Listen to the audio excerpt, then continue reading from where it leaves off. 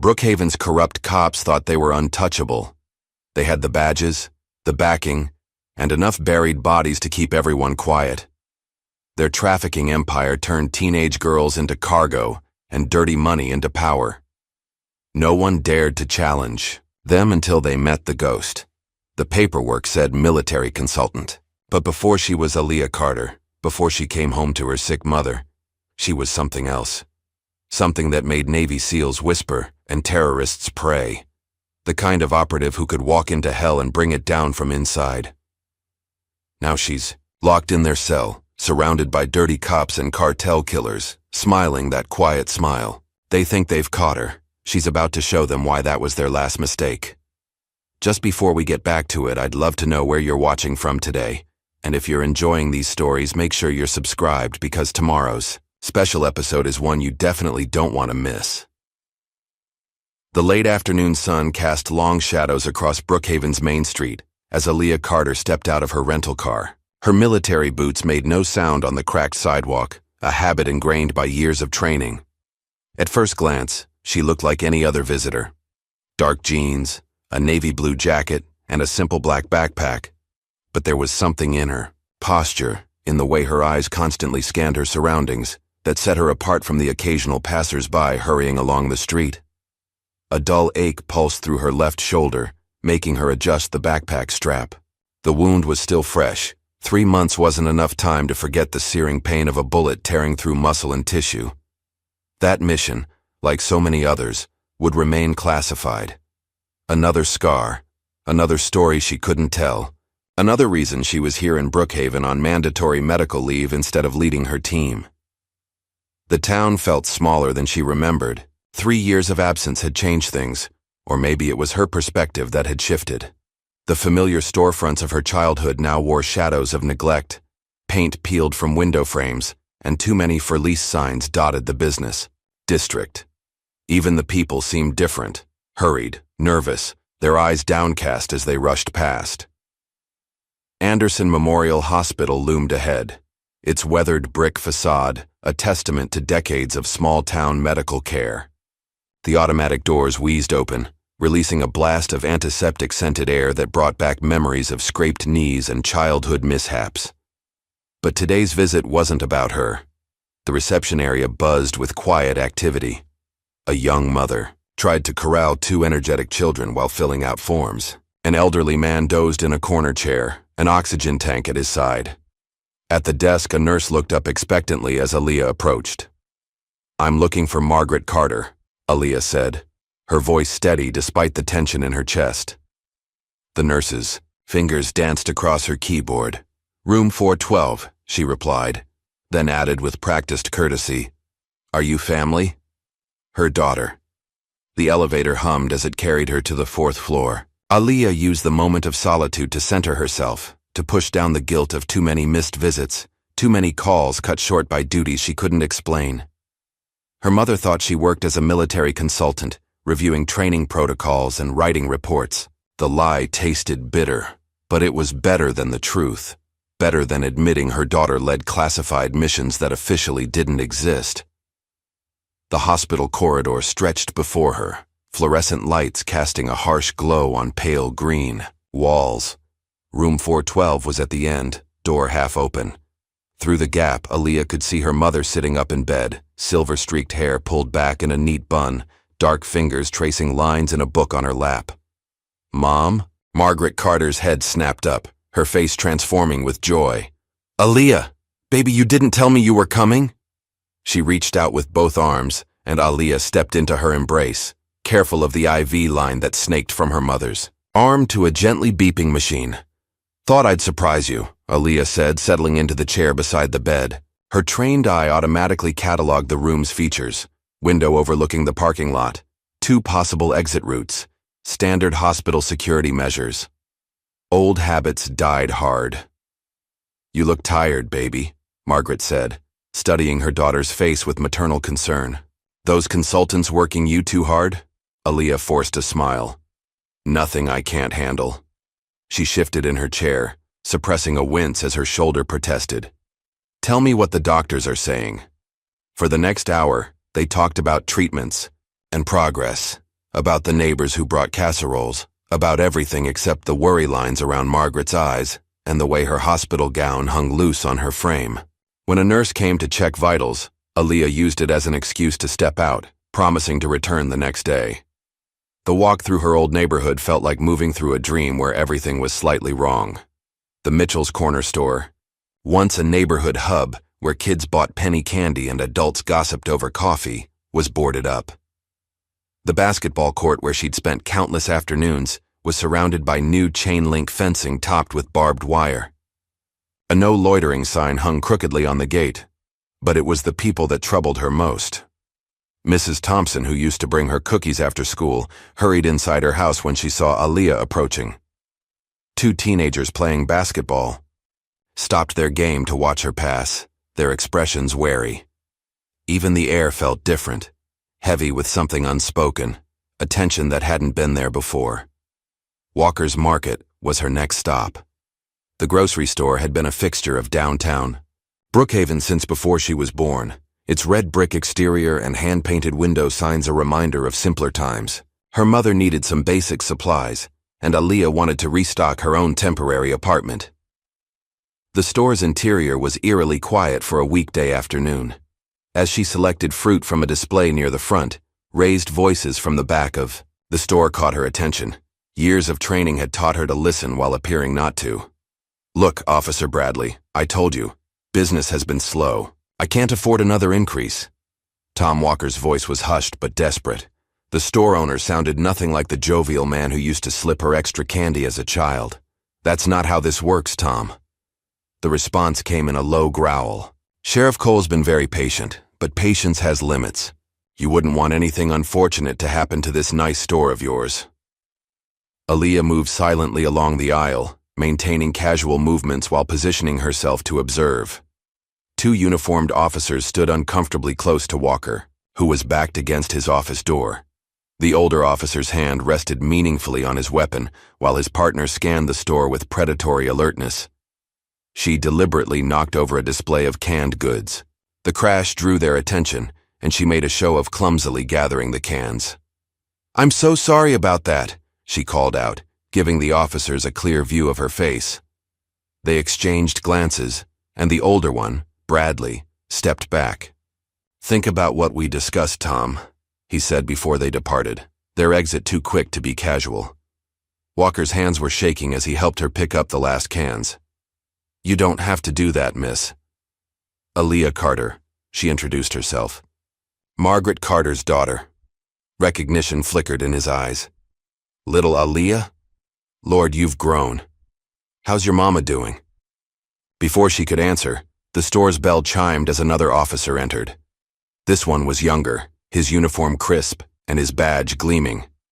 The nameplate read, Miller. "Ms. Carter?" His face lit up with recognition.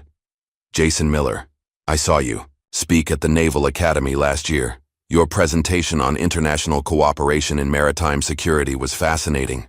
Aaliyah shook his offered hand, noting the genuine enthusiasm in his voice while wondering what else he might know about her. "Always glad to meet someone interested in maritime security," she replied neutrally. "Are you in town long?"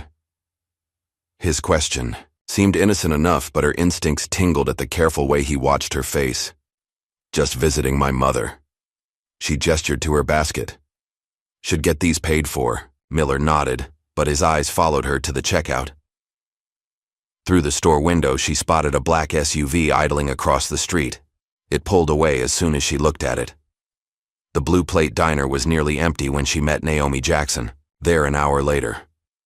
Her childhood friend had traded her wild curls for a professional bob, but her smile was the same one that had gotten them into and out of trouble throughout high school.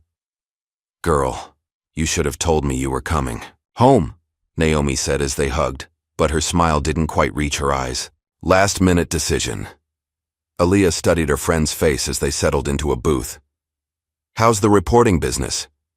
Naomi glanced around before leaning forward. "Interesting. Too interesting, maybe. You remember Michael Ross? The guy who used to write for the Herald. What about him?" "He was working on a story about missing persons cases. Young women, mostly. Police said they were runaways, but Michael thought there was more to it. Naomi stirred her coffee, the spoon clinking, against the ceramic in the quiet diner. He disappeared 3 months ago. Police say he moved to Chicago, but his apartment's still full of his stuff. His cat was there too, half-starved when the landlord finally checked. A waitress approached and they paused their conversation to order. Once she left, Naomi continued in a lower voice. Things have changed here, Aaliyah. People are scared. The police, they're everywhere, but nobody feels safer. Small businesses are closing because they can't afford the protection fees. Anyone who asks questions disappears or has accidents, or suddenly decides to move away. Like what happened at Walker's Market today, Aaliyah said, describing the scene she'd witnessed. Exactly. It started small. Security fees for businesses. Now it's everywhere. Nobody talks about it, but everybody pays. The ones who don't. Naomi shook her head. Let's just say insurance doesn't cover everything that can go wrong in a small business. Through the diner's window, Aaliyah watched. Businesses along Main Street closing early, owners triple-checking locks before hurrying to their cars. The sun hadn't even set yet, but the streets were already emptying. Roosevelt Park was deserted when she met Ethan Brooks there that evening. Her former JAG colleague had traded his uniform for a civilian suit, but his bearing was still military precise as he fell into step beside her on the walking path. "Thanks for meeting me," she said, noting how his eyes constantly scanned their surroundings, anything for my favorite seal. His attempt at humor fell flat. "I've been looking into what you asked about. The property records are interesting. In the last 2 years, half the commercial real estate in town has changed hands. All bought by shell companies that trace back to offshore accounts. Money laundering? Among other things. Sheriff Cole's department got a budget increase of 300%. Officially, it's from federal grants. Unofficially, he handed her a thumb drive. Be careful with this, Aaliyah, and watch your back. That SUV that followed you from Walker's? It's been circling the park for the last 10 minutes. She didn't turn to look. Noted. Any other friendly faces I should know about? Deputy Miller's been asking questions about you. Wanted to know your security clearance level. He's new to the force, less than a year, but he's already deep in Cole's inner circle." Their conversation was interrupted by a commotion near the park's entrance. A teenage girl burst from behind the gas station, terror etched on her face. 2 men in dark clothes grabbed her arms, trying to drag her toward a white van with tinted windows. Aaliyah's body tensed, combat instincts firing. But before she could move, police sirens wailed in the distance. The girl's eyes met hers across the darkening park, pleading, desperate. In that moment, Aaliyah knew her quiet reconnaissance was over. Sometimes choice is an illusion. Sometimes the path chooses you. As Aaliyah Carter moved toward the gas station, her shoulder aching and her combat training humming through her veins, she knew this was one of those times. Brookhaven's secrets were about to be dragged into the light, whether the town was ready or not. The girl's terrified expression burned itself into her memory. The moment that changed everything. The catalyst that would expose a web of corruption and violence festering beneath Brookhaven's peaceful facade. But for now, there was only the next step, the next breath, and the knowledge that whatever came next would test every skill she'd learned in the SEALs. The sun had fully set now, casting deep shadows across the gas station's parking lot. In the gathering darkness, Aaliyah Carter moved forward, silent and deadly, about to remind some very bad people why they should have left her hometown alone. Years of SEAL training took over as Aaliyah moved through the shadows. Her footsteps were silent on the cracked pavement, her breathing controlled despite the burning in her injured shoulder. The 2 men dragging the teenage girl hadn't noticed her yet, their attention focused on their struggling victim. The girl couldn't have been more than 15. Her school backpack lay torn on the ground, its contents scattered. One of her shoes had come off in the struggle, a bright pink sneaker that seemed to glow in the dim light of the gas station's flickering signs. Aaliyah closed the distance in 3 swift steps. The first man never saw her coming. She struck his neck precisely, a quick, brutal chop that sent him crumpling to the ground without a sound. The second kidnapper started to turn, releasing his grip on the girl. His eyes widened as Aaliyah's Fist connected with his solar plexus, driving the air from his lungs. "Run," she whispered to the girl, but the teenager stood frozen, trembling. "They have Elena," she sobbed, her voice barely audible. "My sister. They took her 2 weeks ago. Please, please help her." Before Aaliyah could respond, blinding lights flooded the area. Police cruisers screamed into the parking lot from 2 directions, their sirens drowning out any chance for further conversation. The vehicles boxed them in with practiced precision, hands where we can see them. The command boomed through a loudspeaker, distorting in the night air. Aaliyah raised her hands slowly, positioning herself between the girl and the police. Car. Doors slammed, and footsteps crunched on broken asphalt. Sheriff James Cole emerged from the lead vehicle, his bulk casting a long shadow in the cruiser's headlights. Sergeant Frank Hawkins flanked him, hand resting on his holstered weapon. Well, Cole drawled, his pale face twisted in a smirk. "What do we have here?" "These men were attempting to kidnap this girl," Aaliyah stated clearly, keeping her voice steady. "I intervened." Cole's smirk widened as he glanced at the fallen kidnappers. One was starting to stir, groaning. "Looks more like assault to me." "Hawkins, cuff her." "What?" The girl stepped forward. "No, she was helping me. They were trying to—" "Sarah Williams." Hawkins cut her off. "Your parents reported you missing an hour ago. Said you were acting out again, running around with bad influences." "That's not true," Sarah's voice cracked. "Please, you have to listen. My sister Elena will end up just like you if she doesn't learn to keep her mouth shut." Cole interrupted, his tone carrying a clear threat. He nodded to a female officer. "Take her home. Make sure her parents understand the importance of proper supervision." Aaliyah watched as Sarah was led away, the girl's terrified eyes locked on hers until she was placed in a patrol car. Meanwhile, the 2 kidnappers were being helped to their feet by other officers. No handcuffs, no questions. They walked away from the scene with casual confidence. "Miss Carter." Cole stepped closer, his bulk attempting to intimidate. "Military consultant, isn't that right? Here visiting your sick mother?" "You've done your homework," Aaliyah replied evenly. "Small town. Word gets around." He gestured to Hawkins. "Unfortunately, you've stuck your nose where it doesn't belong." "Sergeant?" Hawkins moved behind her with his cuffs. Aaliyah could have taken him down. The angle was perfect, his stance was sloppy, but that would only make things worse. She allowed him to secure her wrists, noting how he tightened the cuffs a notch too far. "Careful with those," Cole mocked. "Our guest has a bad shoulder, I hear." From the shadows near the gas station's convenience store, a familiar figure caught Aaliyah's attention. Naomi stood partially concealed behind a newspaper stand, her phone raised. She was recording. Hawkins spotted her too. "Hey, you there!" He started toward her. Naomi turned to run, but 2 officers were already approaching from behind. They grabbed her arms, confiscating her phone. One officer made a show of dropping it, then crushing it under his boot. "Destroying evidence now?" Aaliyah's voice carried across the parking lot. "What evidence?" Cole smiled. "Looks like a phone accidentally got damaged during a routine arrest. Speaking of which," he reached into his pocket and pulled out a small, plastic bag containing white powder. "You won't believe what we found in your rental car, Miss Carter. That's not mine." "They all say that." Cole nodded to his men.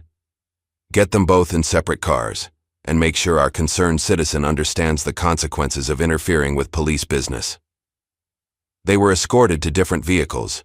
Through the window, Aaliyah watched Naomi being placed in a cruiser on the far side of the lot. Her friend's face was a mask of barely contained fear.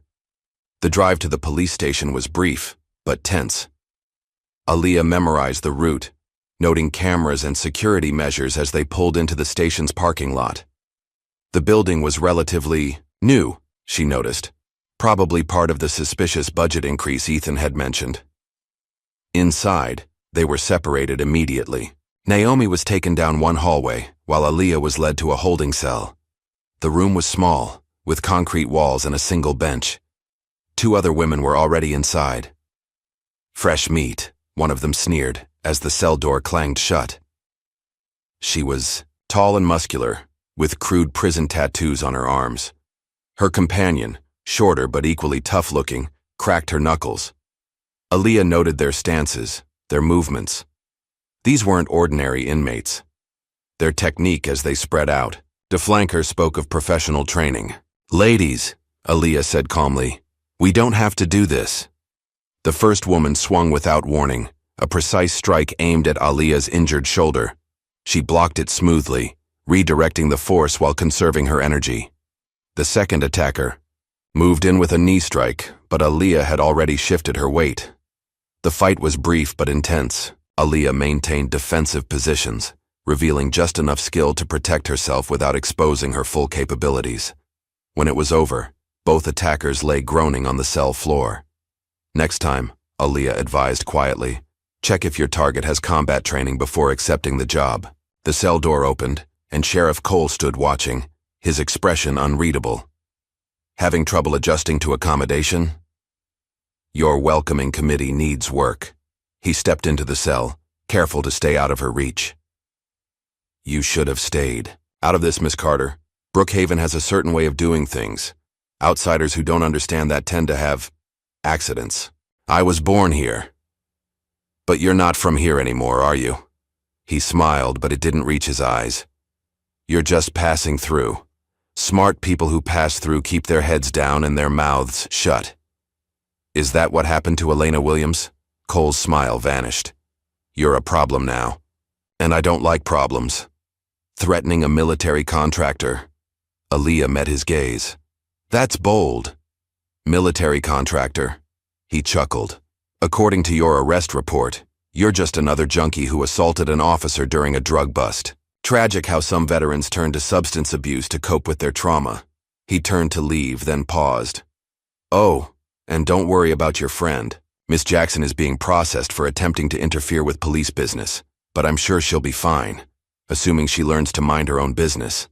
The cell door slammed shut with finality. Through the small window, Aaliyah could see officers gathering, watching her with a mixture of curiosity and hostility.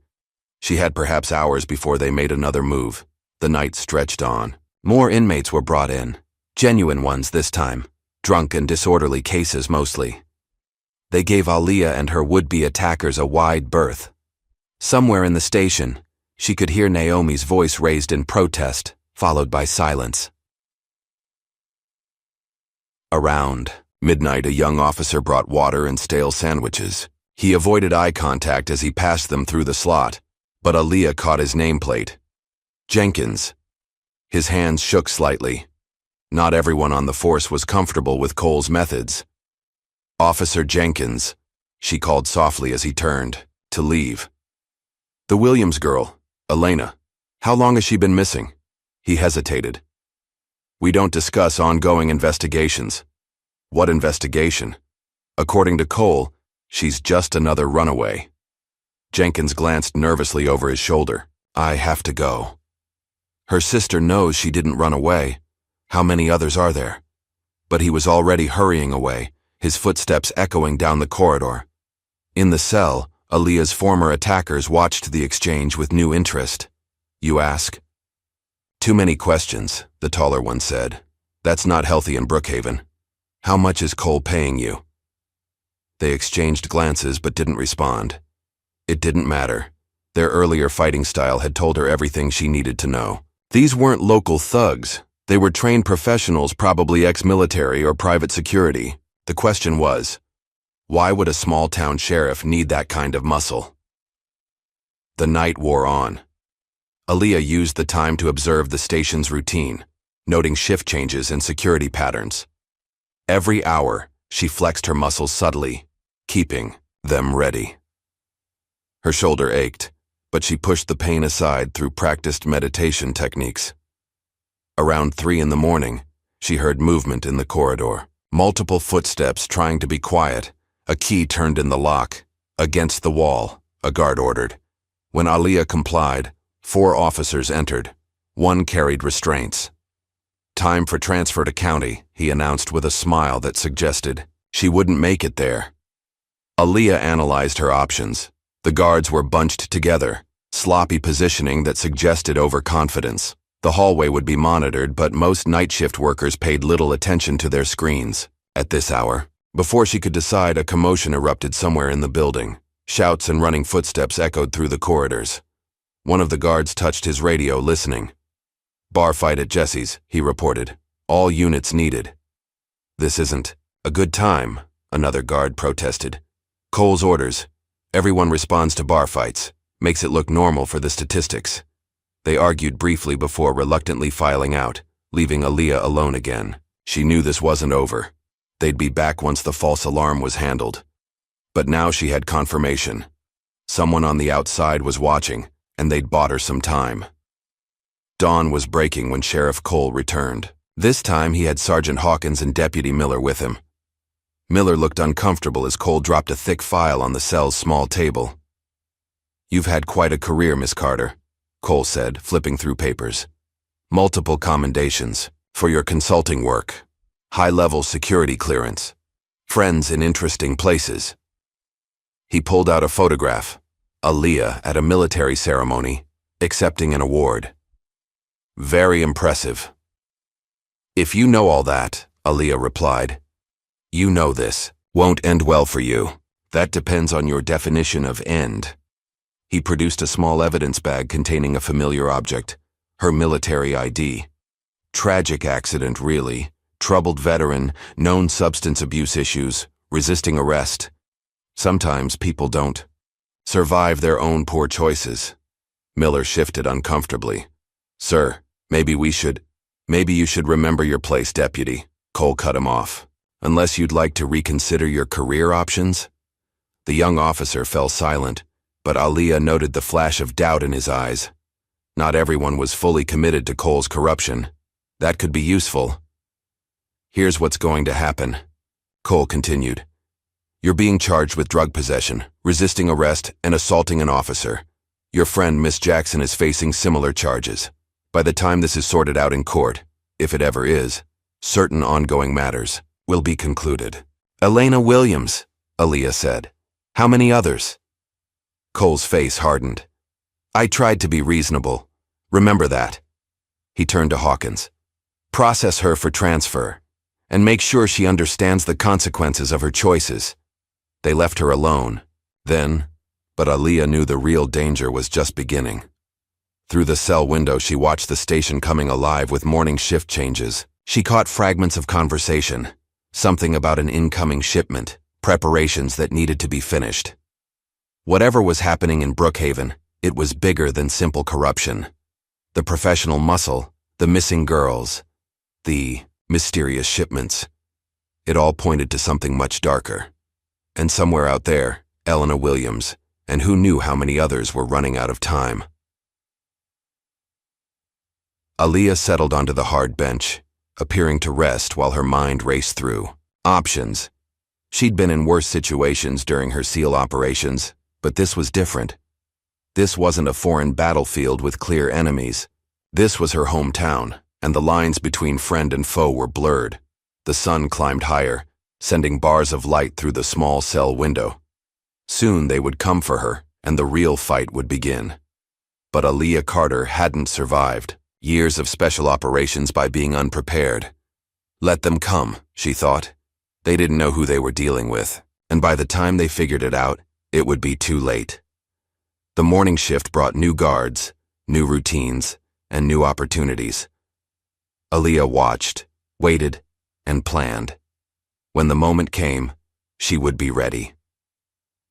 Brookhaven's corruption had festered too long in the shadows. It was time to bring it into the light.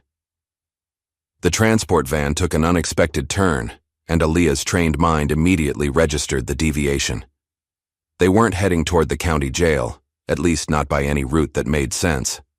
The morning sun cast strange shadows through the vehicle's small windows as they wound through back roads she barely recognized from her childhood. Her wrists were raw from the over-tightened cuffs, and her injured shoulder screamed in protest at each bump in the road. Two deputies sat across from her, their expressions blank behind mirrored sunglasses. Neither had spoken since they'd loaded her into the van 20 minutes ago. "Taking the scenic route?" Aaliyah asked casually, noting how the deputy on the left tensed at her voice. Quiet back there, the driver called through the partition. She recognized him as Officer Bradley from Walker's Market, one of Cole's trusted thugs. They passed a faded sign marking the old lumber mill road, and Aaliyah's suspicions deepened. This wasn't just a detour. They were deliberately avoiding main roads and traffic cameras, classic isolation tactics before an accident. The van hit a particularly nasty pothole, and one of the deputies cursed as he grabbed for balance. The movement revealed something interesting, a distinctive tattoo on his wrist, partially visible beneath his uniform sleeve.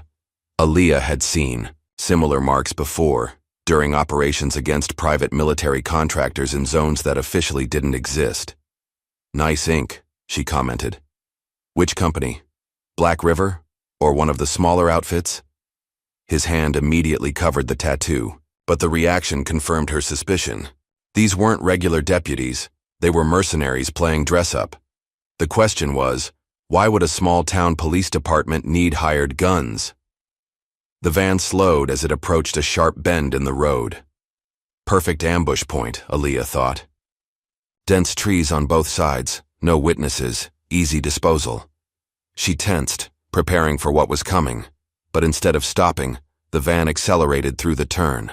The real destination became clear as they passed through rusted gates, the old county workhouse, abandoned for decades but apparently not as empty as it should be.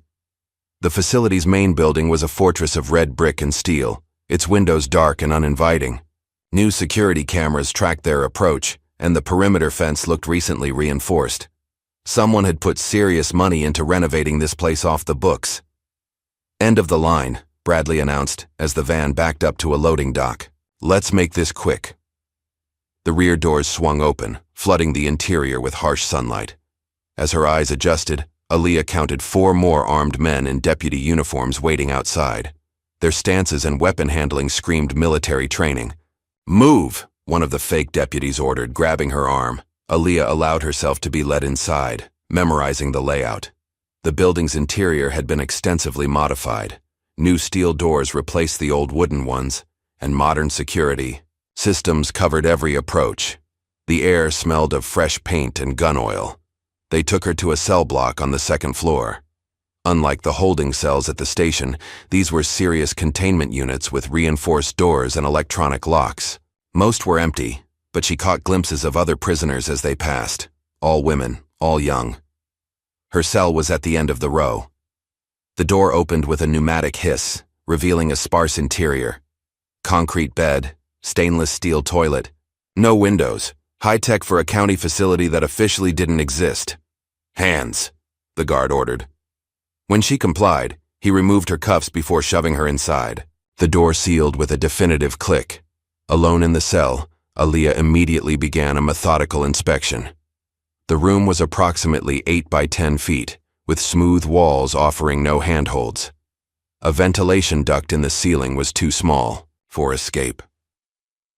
The door's hinges were on the outside, and the electronic lock required a keycard and code. A voice from the next cell caught her attention. "You're not making it to trial. That's the plan," Aaliyah replied quietly, placing the voice as belonging to a young woman.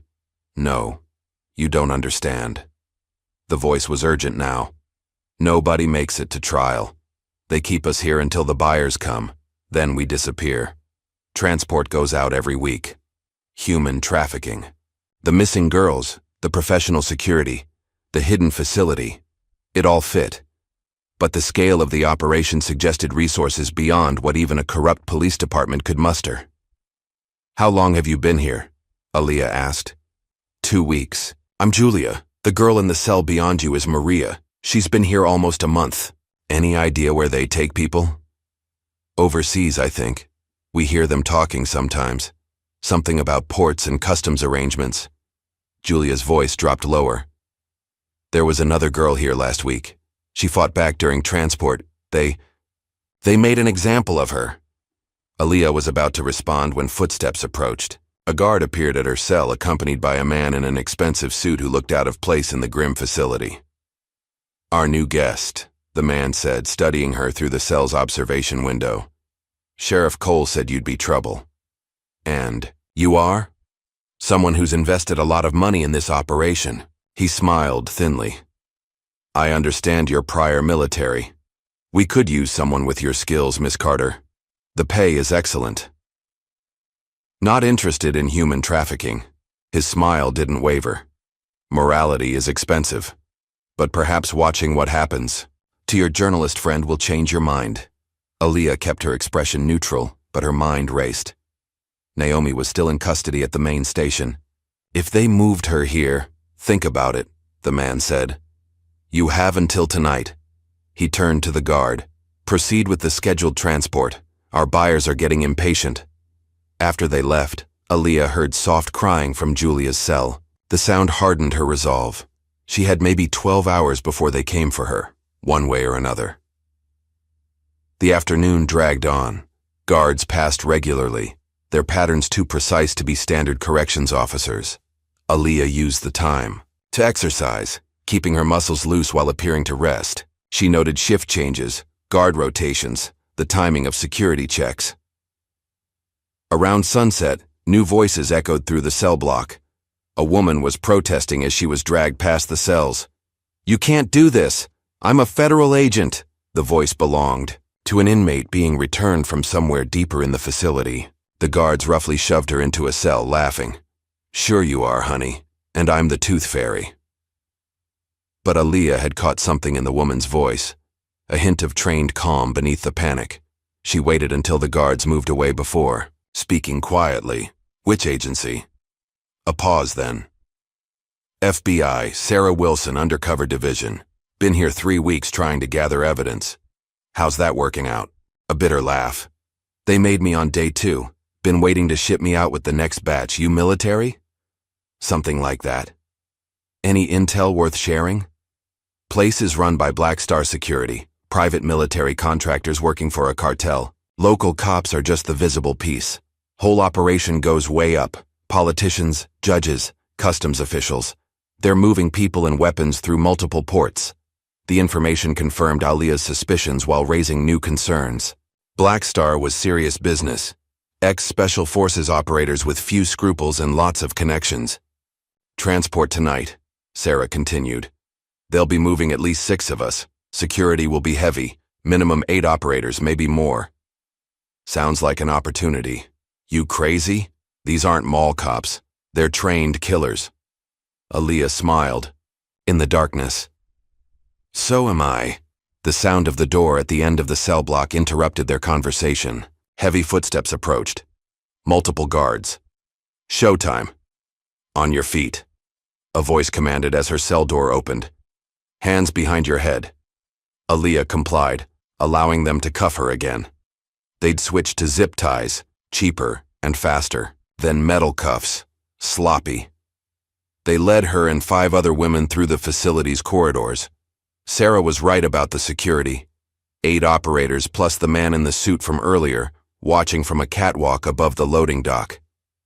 2 unmarked. Vans waited outside. The evening air was cool, and clouds threatened rain. Perfect conditions for what was coming. As they approached the vehicles, Aaliyah noticed something interesting. The guards were professional, but they'd made a classic mistake. They were focused, outward, watching for external threats rather than their prisoners. The zip ties took 3 seconds to break, a technique she'd learned in SEER training. The nearest guard never saw her move. She drove her elbow into his throat, simultaneously sweeping his legs and taking his sidearm. All hell broke loose. The other guards reacted quickly, but Aaliyah was already moving. 2 shots dropped the operators nearest the van. She rolled behind, a concrete barrier as return fire chipped away at her cover. Wilson, she called out. A little help? The FBI agent was already in motion, having freed herself during the chaos. She tackled a guard, wrestling for his weapon. Aaliyah used the distraction to move positions, taking down another operator with precise shots. The remaining guards were scrambling for better angles, trying to flank her position. A new sound cut through the gunfire. Helicopter rotors. A spotlight stabbed down from above, illuminating the loading dock in harsh white light. Federal agents! A voice boomed from a loudspeaker. Drop your weapons! The man in the suit was already running, heading for a side exit. 2 Black Star operators moved to cover his escape, Laying down suppressing fire, Aaliyah emerged from cover. Weapon raised, the nearest guard turned to fire, but she was faster. 2 shots, center mass. He dropped. More helicopters appeared, their spotlights creating a web of illumination. Black-clad figures rappelled from the aircraft. FBI tactical teams in full assault gear. Clear. The call echoed across the facility as federal agents secured the area. Sarah Wilson approached, now holding a recovered weapon. Nice moves. You want to tell me who you really are? Just a concerned citizen, Aaliyah replied, scanning the chaos for the man in the suit. He was gone. Right. Sarah's expression was skeptical. We've been building this case for months. How did you know about the transport? I didn't. Just good timing. The other prisoners were being led to safety, including Julia and Maria. FBI. Medical teams were arriving to treat the injured. In the distance, more sirens approached. Real law enforcement this time. The man in the suit, Aaliyah said. You know who he is? Marcus Bennett, former CIA, now works for a private security firm. He's been on our radar for years, but no one could ever make anything stick. He'll lead us to the rest. Sarah raised an eyebrow. Us? I have unfinished business in Brookhaven. Sheriff Cole? Among others. Aaliyah checked her borrowed weapons magazine. The girl said something about ports and customs arrangements. Multiple ports up and down the coast. They're moving people out and weapons in through private shipping companies. Cole's department provides local cover, but it's bigger than him. We've identified connections to at least 3 senators and dozens of local officials. A familiar voice caught Aaliyah's attention. Captain Reynolds was speaking with FBI agents near one of the helicopters. He saw her and nodded slightly. You're inside, man? Sarah asked. He passed me information in the jail. Good to know he's one of yours. Best undercover operator I've ever worked with. He's been feeding us intel for months, trying to map the whole network. An FBI tactical team approached, carrying evidence bags filled with documents and hard drives. The facility's offices would provide a treasure trove of information, assuming they could get to it before the wrong people buried everything. Miss Carter? A young FBI agent held out a phone. Call for you. It was Ethan. Naomi's safe, he said without preamble. I got her out before they could move her. She's at a secure location with the evidence she gathered. Cole? Still at the station, but he's nervous. Word's spreading about the raid. His people are starting to run. Let them. They'll lead us to the rest. She ended the call as more FBI vehicles arrived. The facility was now crawling with federal agents, crime scene technicians, and medical personnel. The prisoners were being debriefed, their statements recorded for evidence. Sarah Wilson reappeared with a senior FBI agent. We're moving everyone to a secure location. You should come with us. But Aaliyah was already walking away. I have another stop to make. Cole's not going anywhere. We have the station surrounded. It's not Cole I'm worried about. Aaliyah paused. Bennett has friends in Brookhaven, high-ranking friends. They'll be cleaning house right now. Wait, Sarah called after her. At least take this. She handed over a secure radio. Frequencies encoded. You need backup. We'll be there. Aaliyah nodded thanks and disappeared into the gathering darkness. The helicopter spotlight still illuminated the facility behind her, but her path led back toward town, back to where it all started. The night air carried the promise of rain as she walked, her borrowed weapon secure in its holster. Somewhere in Brookhaven, people were burning documents, erasing hard drives, preparing to vanish. But she had a name, now Marcus Bennett, and a clearer picture of what she was facing. Time to remind some very bad people that they weren't the only professionals in town, and this time, she wasn't playing by their rules. The rain had started by the time Aaliyah reached the outskirts of Brookhaven. Her borrowed police weapon felt heavy against her side as she moved through the darkness, keeping to the shadows. The town was eerily quiet, with more patrol cars than usual cruising the empty streets, Cole's people looking for her.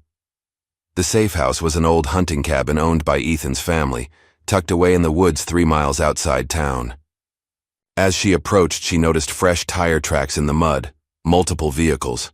A dim light flickered behind heavy curtains. A twig snapped somewhere to her left. Aaliyah froze, then smiled slightly. "Your perimeter technique needs work, Calloway," she said quietly. A low chuckle came from the darkness, and James Calloway materialized from behind a tree. The former SEAL's massive frame was dressed in tactical black, a suppressed rifle held casually in his massive hands. "Just making sure you weren't followed, boss." His white teeth flashed in the darkness, though I should have known better. 3 years running missions together, never once saw anyone track you. They approached the cabin using an old recognition signal. 3 soft taps, pause, 2 more. The door opened to reveal Ethan, looking tired but alert. Naomi sat at a battered table, surrounded by papers and laptop screens. "About time," Naomi said, standing to hug her friend. "Was getting worried they'd grabbed you again. Had to take the scenic route." Aaliyah surveyed the cabin's interior. 2 more figures emerged from the back room.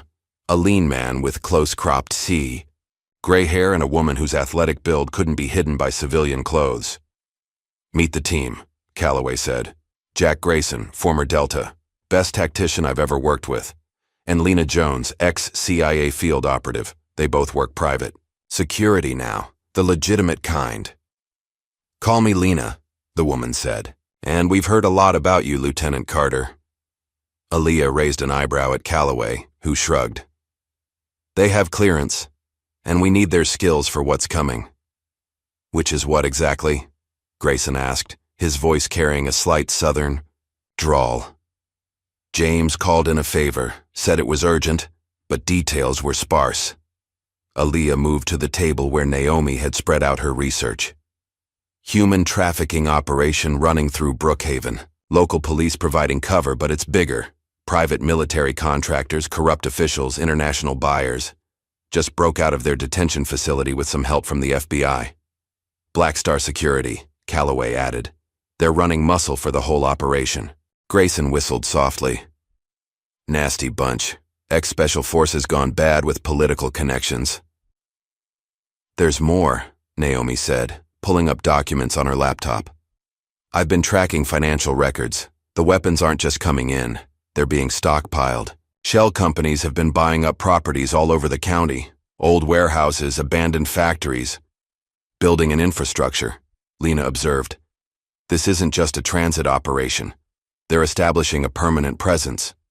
With help from Sheriff Cole and his department," Ethan added. "But Cole's just middle management. The real power is higher up. A man named Marcus Bennett seems to be coordinating everything." Aaliyah leaned over Naomi's shoulder, studying property records on the screen. "The workhouse facility is just one piece. They'll have others. Staging areas, storage, meeting places. Already found 3 potentials."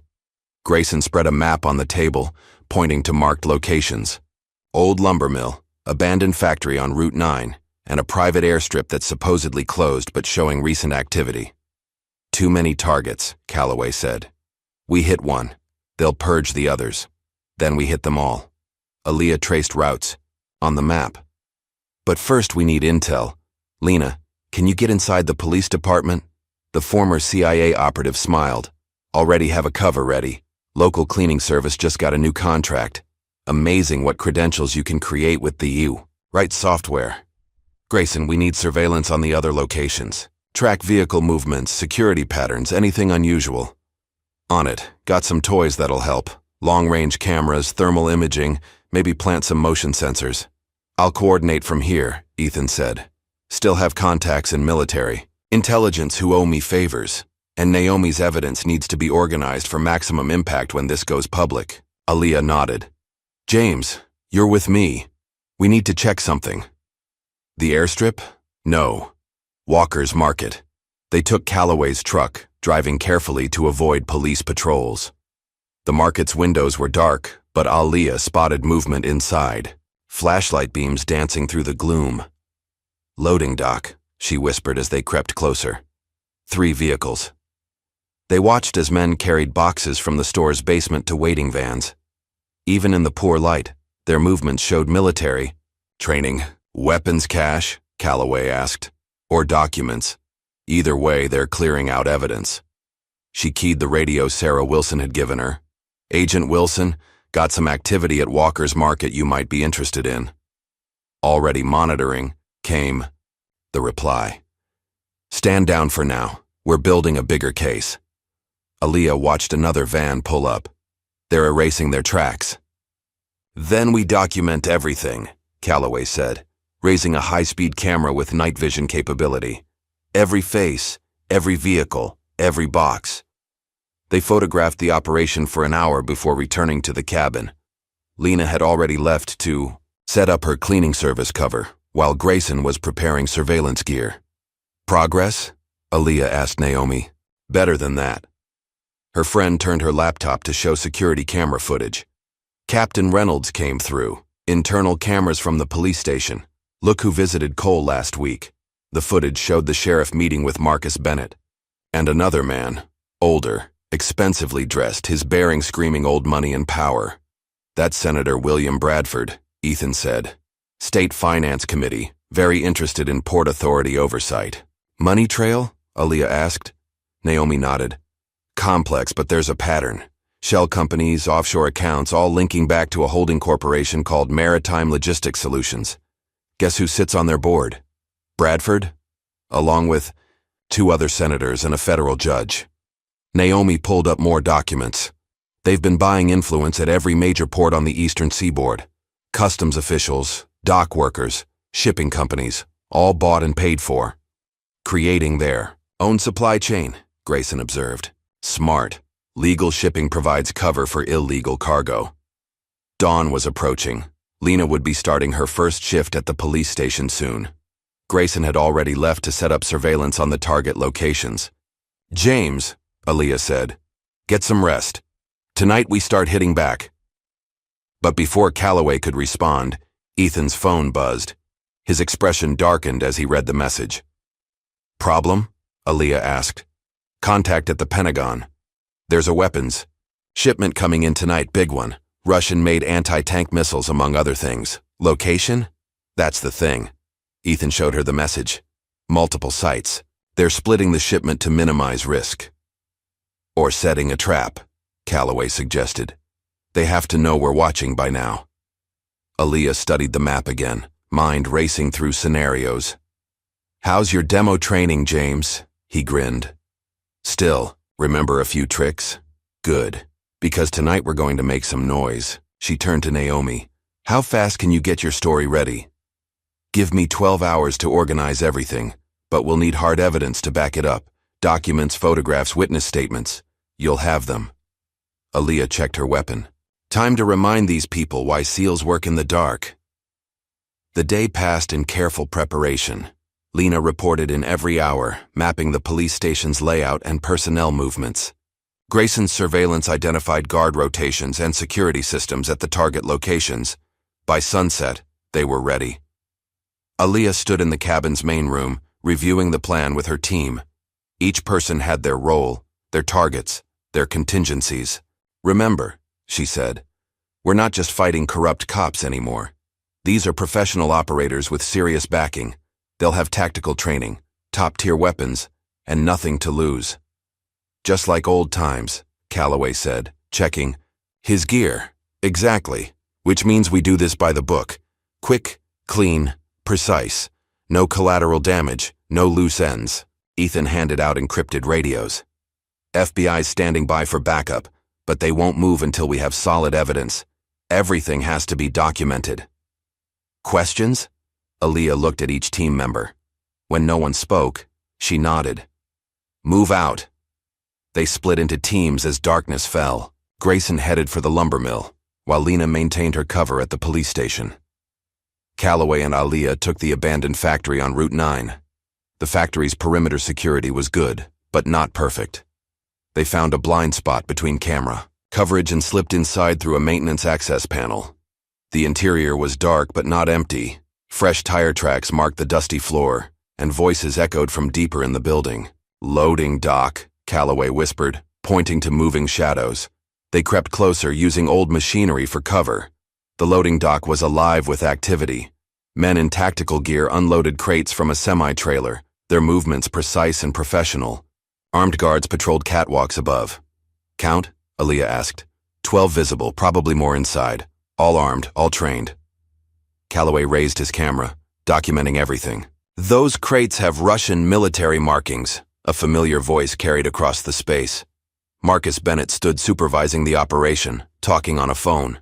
Yes, Senator, everything's on schedule. The merchandise is being distributed now. By morning, it will all be in secure locations. He paused, listening. No.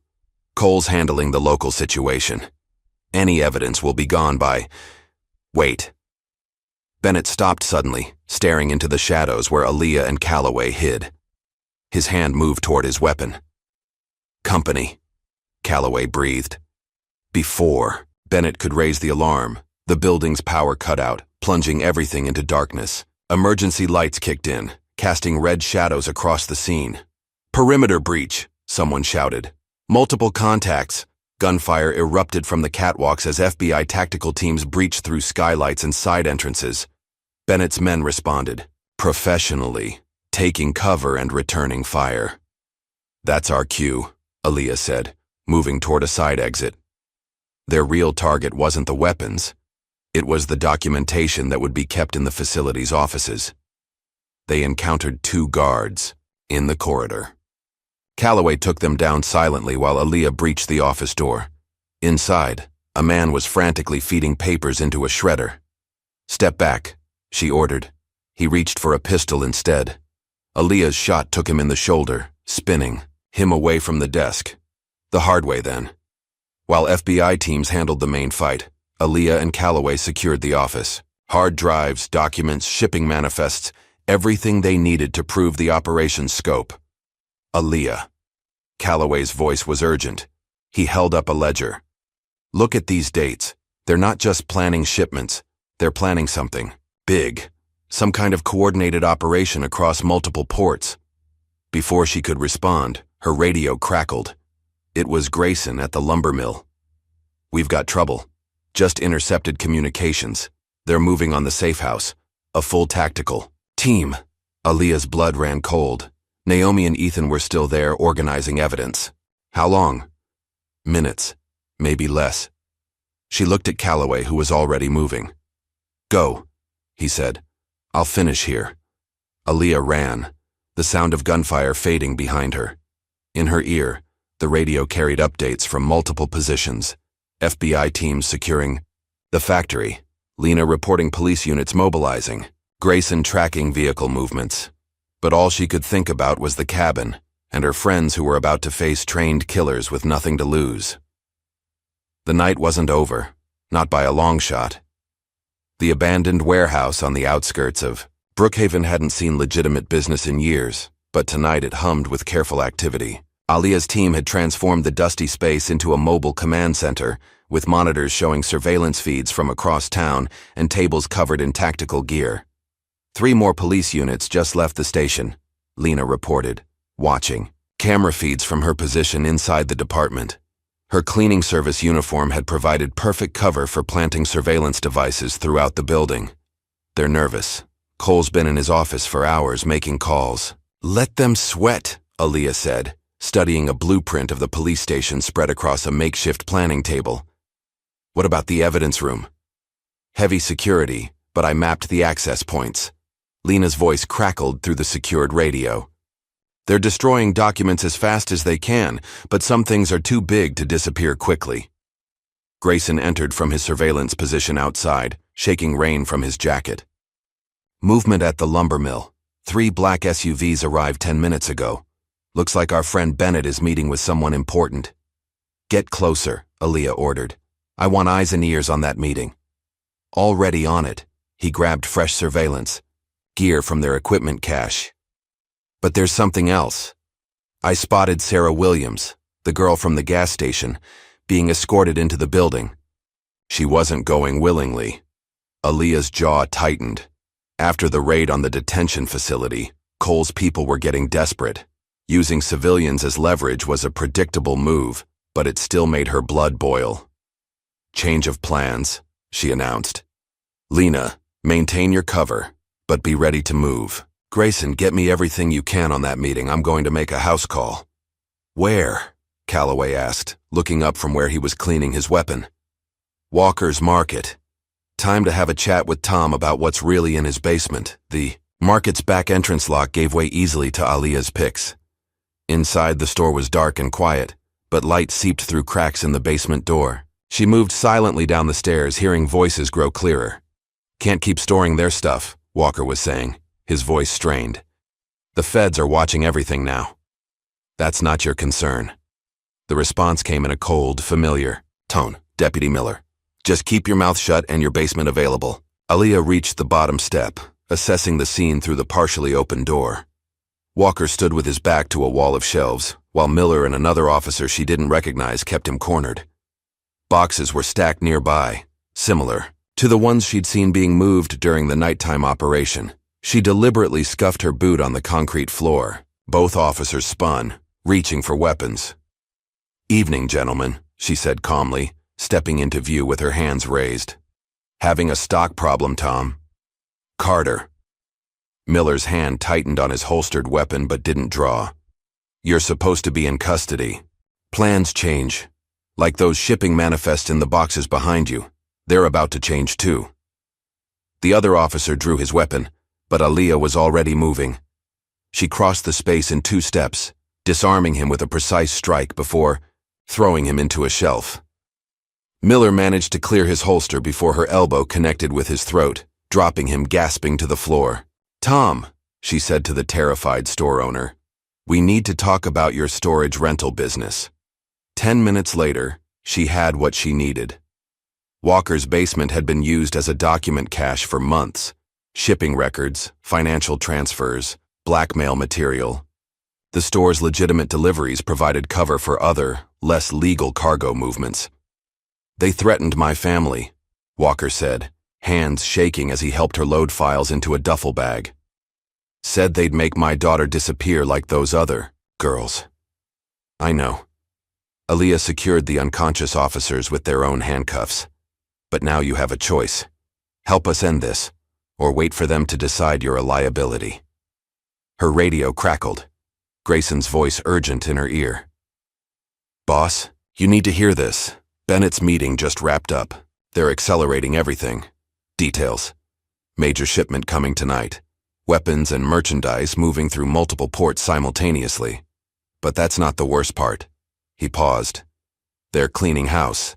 Anyone who might talk is being eliminated. They've got hit teams prepped and target lists." Alia looked at Walker. "You need to disappear. Now. Take your family and drive until I contact you. But my store will be worth nothing if you're dead. Go." After Walker fled, she examined the documents he'd helped her retrieve. The scope of the operation was staggering. Shell companies, corrupt officials, international connections, all pointing to something even bigger than they'd suspected. Back at the warehouse command center, the team assembled to process the new intelligence. Naomi worked at a laptop cross-referencing data, while Ethan made calls to his FBI contacts. "It's a power play," Lena said, having returned from her shift at the police station. "Bennett's group isn't just running weapons and trafficking operations.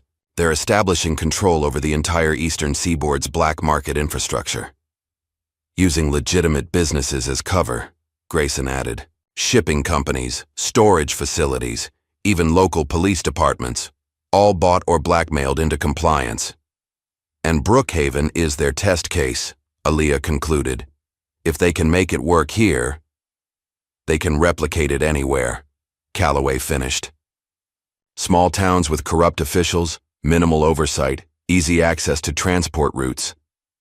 Naomi looked up from her screen. "I found something in Walker's files. Weekly payments to offshore accounts, all traced back to a holding company called Coastal Dynamics. The company's board includes 3 state judges and a port authority director." "They're buying the whole system," Ethan said. "Law enforcement, judiciary, shipping, vertical integration for organized crime. And anyone who might expose it ends up disappeared," Lena added. "Like Michael Ross, the journalist who started investigating." Alia studied the surveillance photos from the lumber mill meeting. "They're getting ready to expand, but first, they need to clean up loose ends here. Walker was right. They're making lists." Speaking of lists, Grayson activated a tablet, displaying interior footage of the lumber mill. Sarah Williams wasn't the only one they grabbed. I counted 3. More civilians being brought in. Looks like they're collecting leverage. Or hostages, Calloway suggested. Insurance against law enforcement interference. Either way, we need to move faster. Aaliyah turned to Ethan. What's the FBI's position? They're building a case, but they're worried about political interference. Too many powerful people involved. They want ironclad evidence before moving. Then we get it for them. She spread a map across the table. Grayson, you said they're moving everything tonight.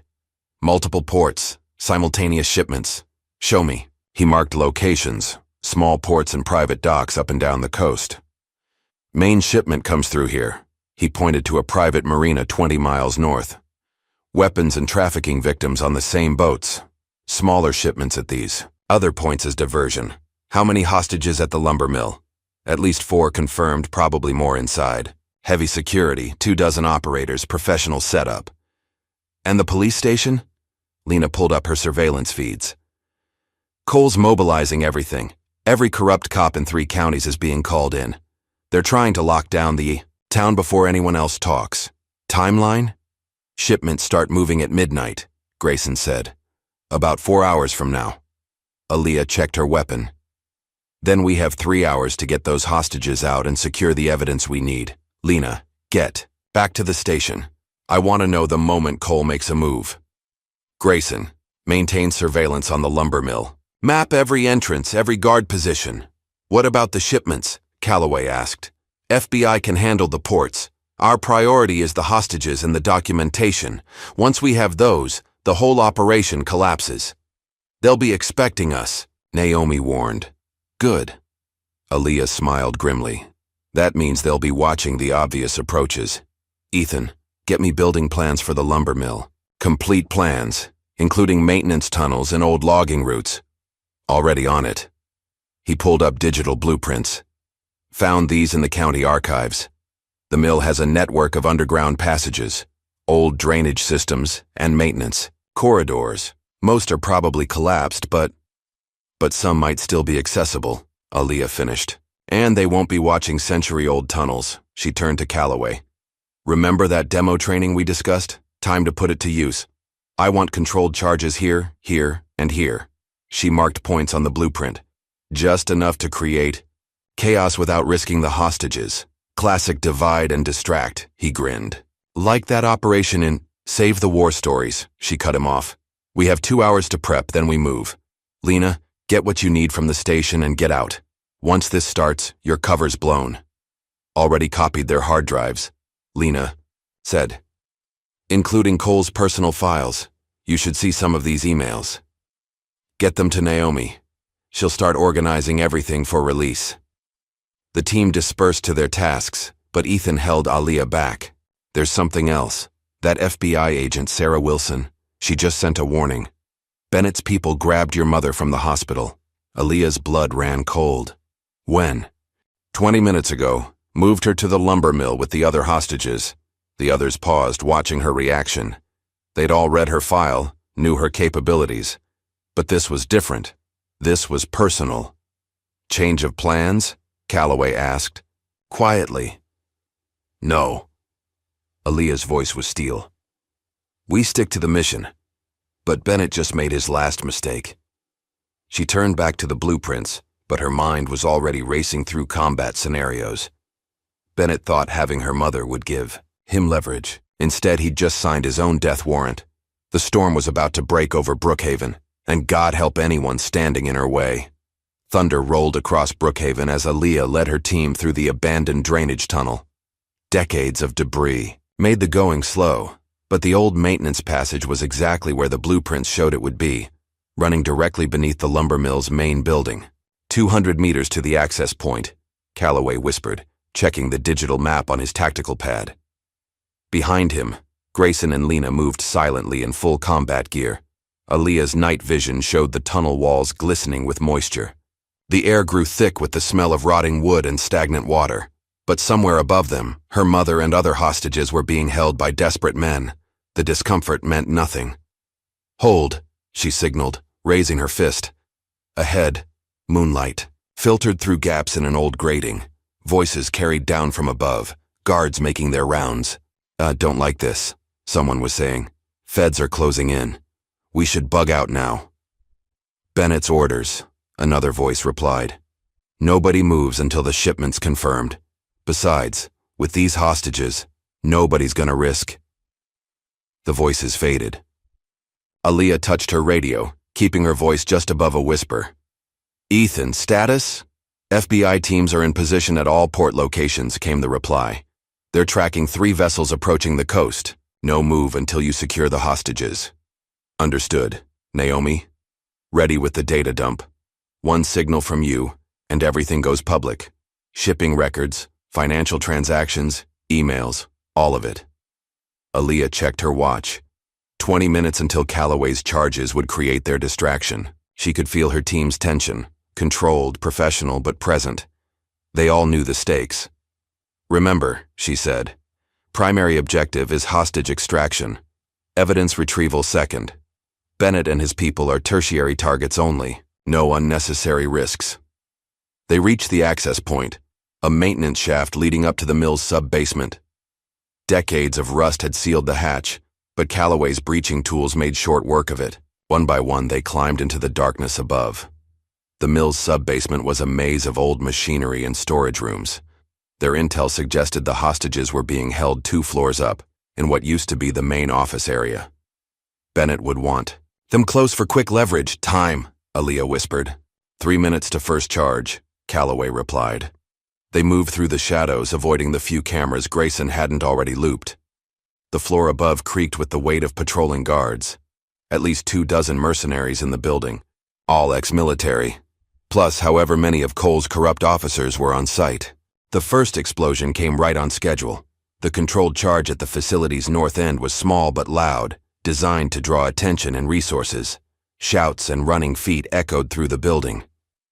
Second charge in 30 seconds. Calloway counted down. Southside loading dock. The next blast sparked chaos. Radio chatter erupted as Bennett's men tried to coordinate their response. Multiple threats, unknown attackers, exactly the confusion they needed. Move, Aaliyah commanded. They climbed to the main floor using an old freight elevator shaft, emerging behind a stack of moldering crates. 2 guards ran past, heading toward the explosions. Neither saw the shadows detach from the wall behind them. Lena and Grayson dealt with the guards silently, hiding the unconscious men in a storage closet. Ahead, the main office area was visible through gaps in the warehouse shelving. 6 tangos, Grayson reported, checking through his scope. 4 on patrol, 2 watching the hostages directly. Aaliyah found a sightline through the shelves. The hostages, 8 total, including her mother and Sarah Williams, were zip-tied to support columns. They looked scared but unharmed. Bennett paced nearby, barking orders into a phone. No, we don't evacuate, he was saying. The shipment's too close. Keep the roads locked down. No one in or out of Brookhaven until... The third charge cut him off, this one targeting the building's power distribution. Emergency lights kicked in, bathing everything in red shadows. Perfect. FBI teams moving on the ports, Ethan reported through their earpieces. Coast Guard intercepting vessels. Bennett's phone erupted with panic calls. The shipping operation was falling apart. Now they just had to... Sir, a guard burst in from outside. Police scanner. FBI raid at all port locations. They're hitting everything at once. Bennett's face contorted with rage. Cole! Get me Cole! But the sheriff wasn't responding. According to Lena's bugs, the police station was in chaos. Officers were choosing sides, destroying evidence, or simply fleeing. Kill the hostages, Bennett ordered. No witnesses, then burn everything. That was all Aaliyah needed to hear. Execute. Her team moved with practiced precision. Suppressed weapons coughed in the darkness. The 2 guards nearest the hostages dropped before they could react. Grayson's shot took down the radio man heading for the alarm. But Bennett's remaining men were professionals. They dove for cover, returning fire from behind machinery and crates. The hostages screamed as bullets sparked off metal around them. Calloway and Lena moved to flank while Aaliyah provided covering fire. Bennett scrambled toward a side door, shouting orders. 2 more guards emerged from a stairwell, forcing Grayson to redirect his fire, Aaliyah caught movement in her peripheral vision. A guard drawing aim on the hostages. Her double tap dropped him, but the distraction cost her. Another mercenary rushed her position, forcing her into hand-to-hand. He was good. Special forces training evident in his technique. But Aaliyah was better. She absorbed his first strike, used his momentum to slam him into a support beam, then finished him with a precise throat strike.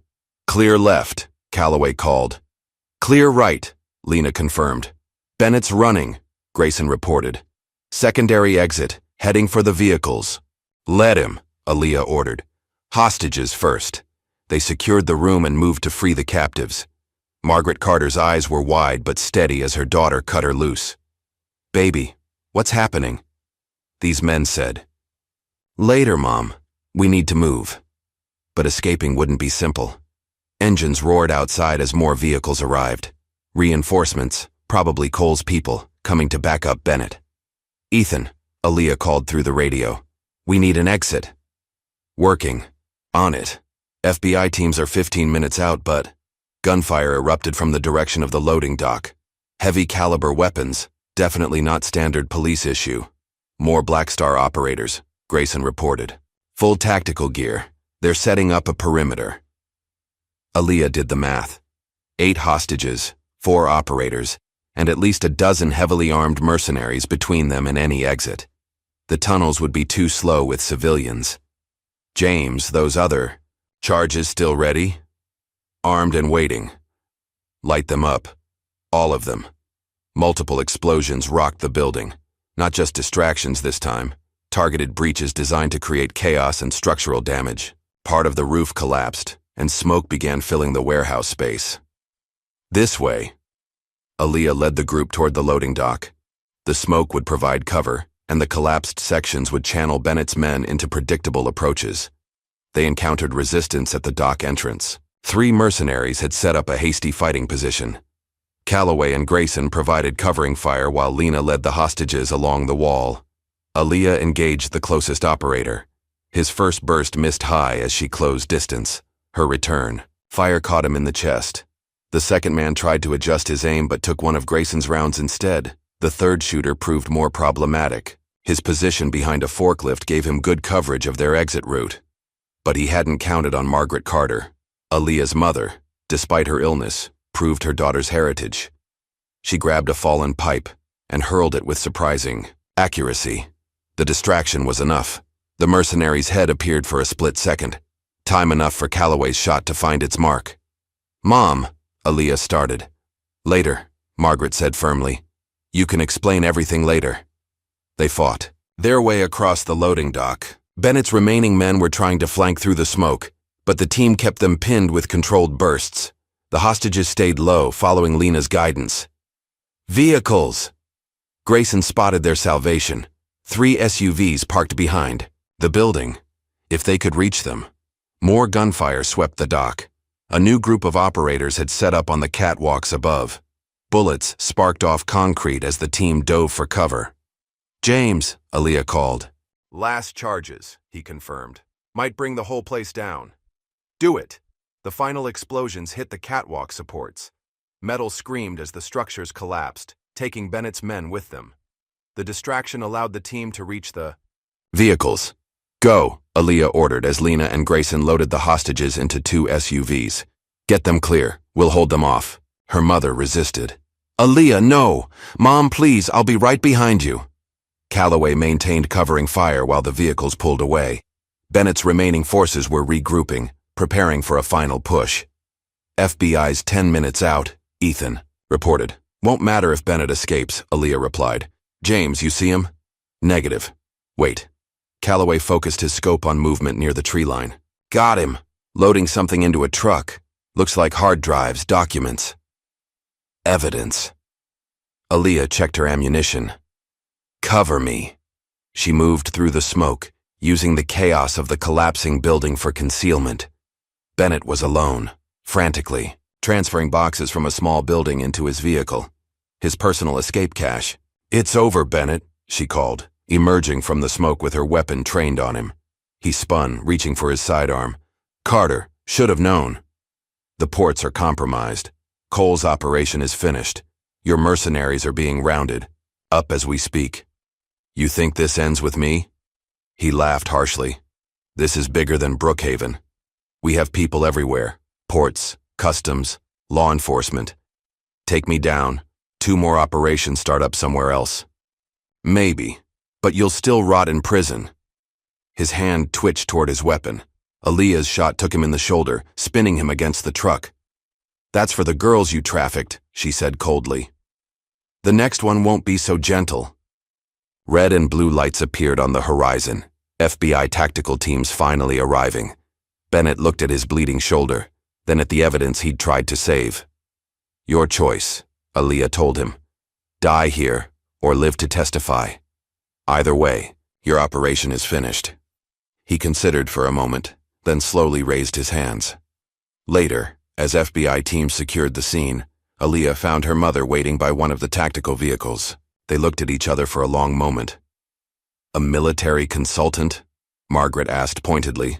Mom, my daughter, the Navy SEAL. She shook her head, but there was pride in her eyes. We are going to have a very long talk about keeping secrets. Aaliyah couldn't help smiling. Yes, ma'am.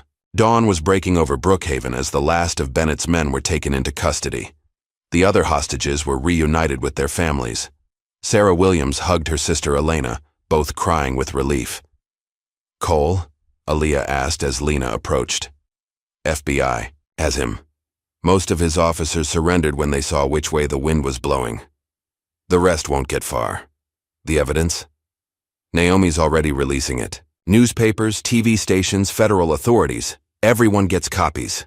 No one can bury this. Aaliyah watched the sun rise over her hometown.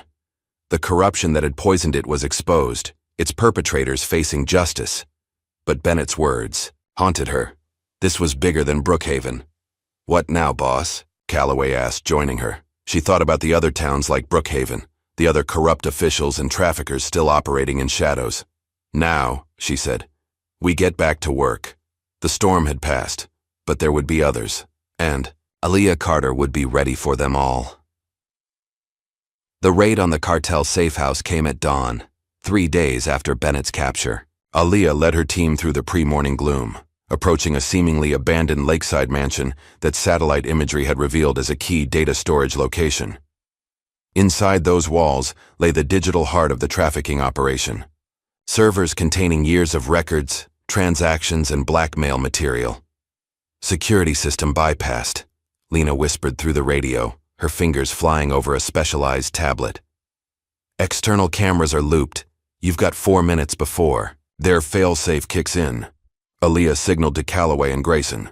They moved like shadows across the manicured lawn, years of special operations training evident in every silent step. The mansion's occupants had no idea they were coming. The element of surprise their greatest advantage against the cartels. Professional security force. The first guard never saw them coming.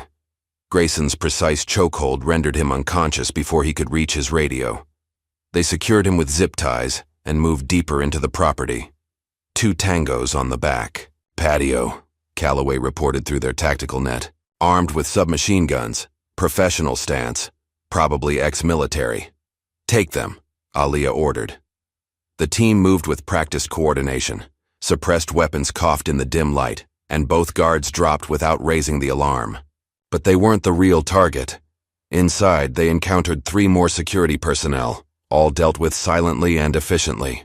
The mansion's lower level was clear within minutes, leading them to their primary objective, a sophisticated server room hidden behind a false wall in the library. Jackpot, Lena said, as she connected to the systems. They've got everything. Here, financial records, shipping manifests, client lists. This isn't just about Brookhaven. They've got operations in dozens of ports. Download everything, Aaliyah commanded. Grayson, watch our backs. James, with me, we sweep the upper floor. But before they could move, Naomi's voice crackled through their comms.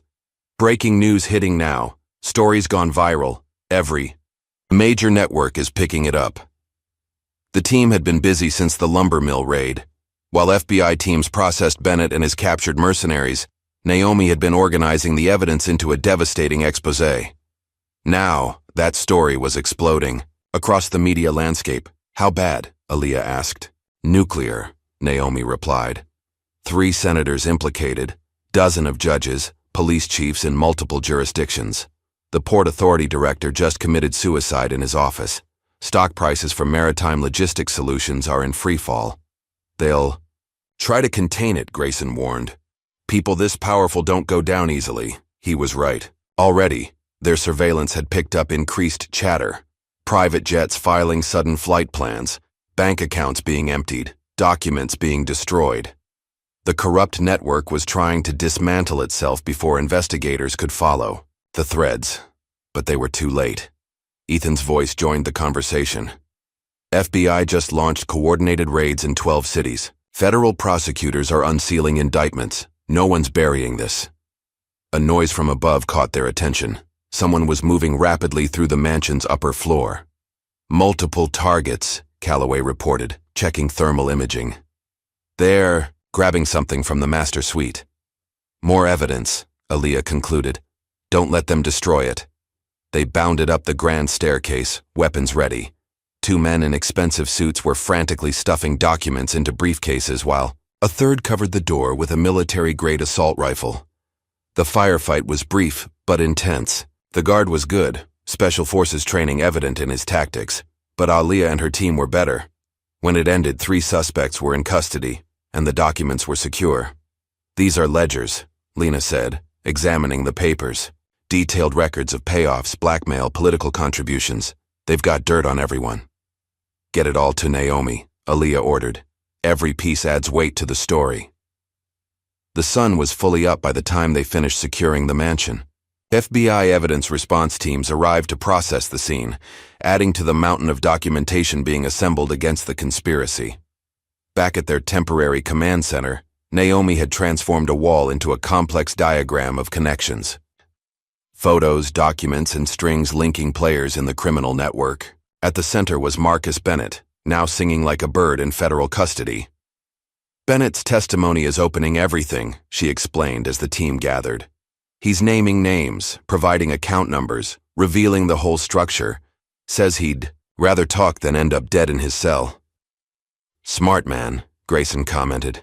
His former employers aren't known for leaving loose ends. What about Cole? Aaliyah asked. Still in custody, Ethan replied. Most of his officers have turned state's evidence trying to cut deals. The ones who ran are being rounded up by federal task forces. The evidence from the mansion's servers proved devastating. It revealed a criminal empire spanning the entire eastern seaboard, a sophisticated network of corrupt officials, compromised law enforcement, and international criminals working together to move weapons, drugs, and human trafficking victims through American ports. Look at these shipping manifests, Lena said, scrolling through downloaded files. They were moving everything. Russian weapons, Chinese drugs, people from all over the world, using legitimate cargo as cover. And making a fortune doing it, Calloway added. These offshore accounts hold millions, all carefully hidden behind shell companies and fake charities.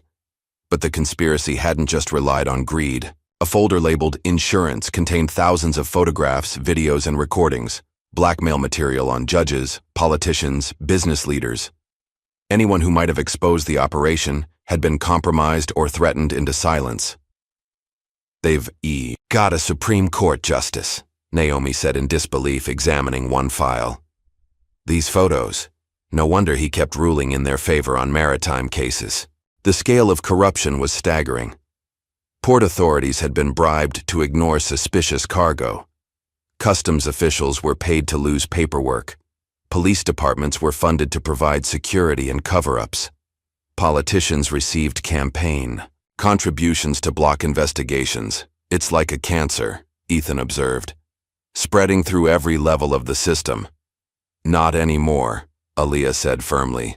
Naomi, make sure every piece of evidence gets to the right authorities. Multiple copies, multiple agencies. No one can bury all of it. But even as they worked, their surveillance picked up disturbing chatter. Private security contractors were being hired in unprecedented numbers. Known assassins were booking flights to the East Coast. The conspiracy's hidden masters were preparing to silence anyone who might testify. They're desperate, Grayson noted. Desperate people make mistakes. Or become more dangerous, Lena countered. These people aren't used to losing control. A priority alert flashed across their monitors. Sarah Wilson, the FBI agent who had helped expose the operation, had narrowly escaped an assassination attempt.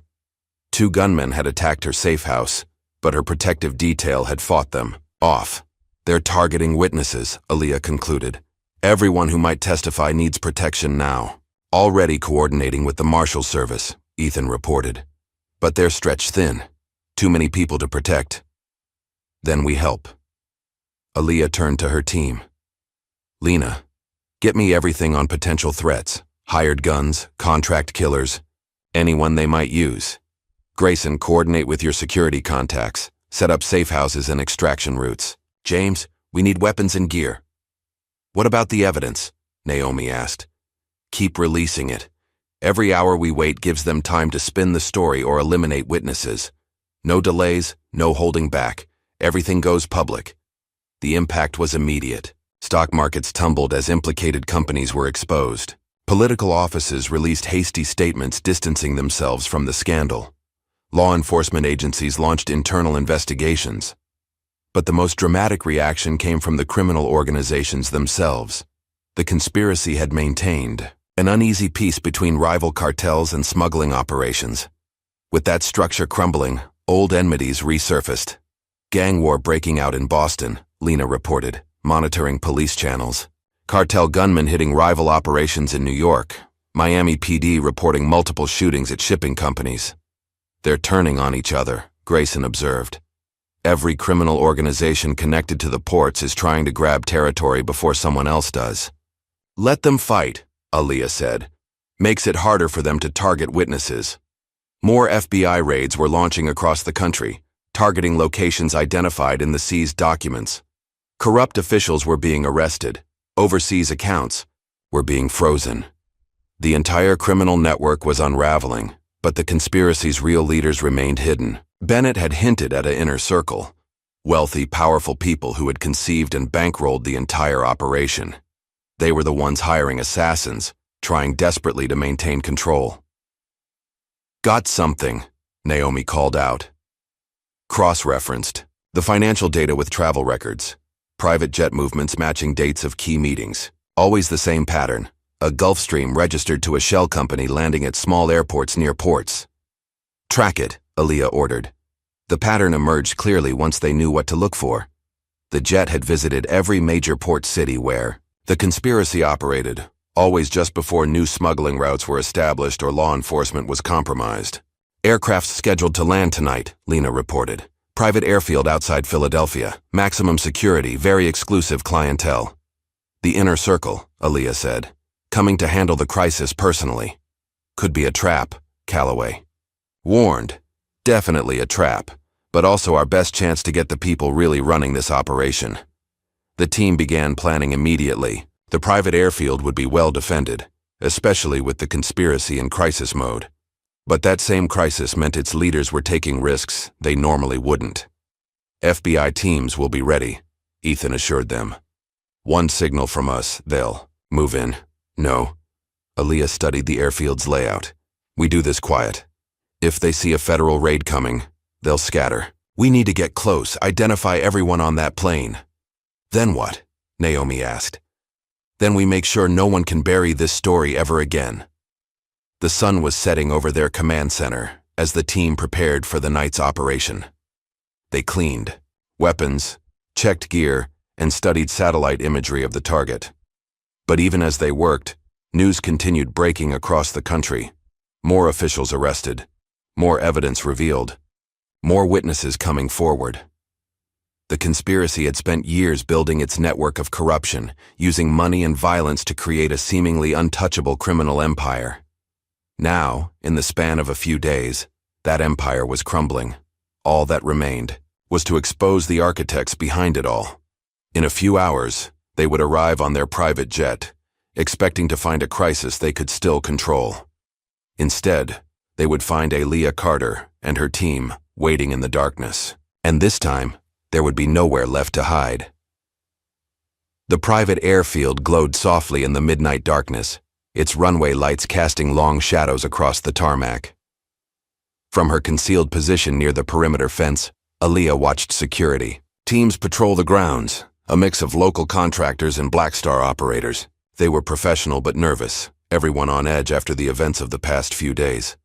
Gulfstream just entered local airspace, Lena reported through their tactical net. 20 minutes out. Security count? Aaliyah asked. 16 visible. Operators, probably more inside the terminal. They've got serious hardware, military-grade weapons, body armor, encrypted comms. Overwatch in position, Grayson confirmed from his sniper's nest in a nearby water tower. I can see thermal signatures in the terminal building. Looks like at least 6 more hostiles. Aaliyah checked her own weapon one last time. After the conspiracy's exposure, its leaders were taking no chances. The airfield had been locked down, tight, with multiple security layers and emergency response teams on standby. Remember, she told her team, we need positive identification of everyone on that plane. Photos, video, everything. These people have spent years hiding in shadows. Tonight that ends. FBI teams are staged 5 miles out, Ethan added through the comms. They'll move on your signal, but only after we have hard evidence. The conspiracy's inner circle had remained frustratingly anonymous throughout the investigation. Even Bennett Sassat's testimony only hinted at their identities. Wealthy, powerful figures who orchestrated everything from a distance. Tonight's emergency meeting was their first mistake. Movement at the terminal, Calloway reported. Staff rolling out the red carpet. These people like their luxury, even in a crisis. Naomi, you reading this? Cameras are active, the journalist confirmed from their mobile command center. High-resolution video feeding straight to secure servers. No one can erase this evidence. The Gulfstream appeared as a distant light in the sky, growing larger as it approached. Security teams moved with practiced efficiency, forming a protective MI corridor from the runway to the terminal. Whatever happened next, the conspiracy's leaders weren't taking chances with their safety. Lena, status on those security systems? Almost there. Got it. Their internal network is compromised. I can see everything. Cameras, door controls, communications. Want me to kill the power? Not yet. Let them land first. We need faces. Thurby, private jet touched down smoothly, its engines winding down as it taxied toward the terminal. Ground crew rushed to position the boarding stairs while security teams maintained their protective perimeter. First vehicle approaching, Grayson reported. Armored SUV, diplomatic plates, 4 more behind it. A convoy of black vehicles had emerged from a private hangar, forming up near the plane. More security personnel deployed, creating multiple layers of protection around the arrival zone. Coming down the stairs now, Calloway said. First subject. Holy shit. Aaliyah's tactical scope confirmed his surprise. The man descending from the plane was immediately recognizable. William Bradford, the senior senator they'd already linked to the conspiracy. But he wasn't alone. Multiple subjects exiting, Lena reported, her camera capturing everything. Confirming identities. Senator James Morrison, Maritime Commission.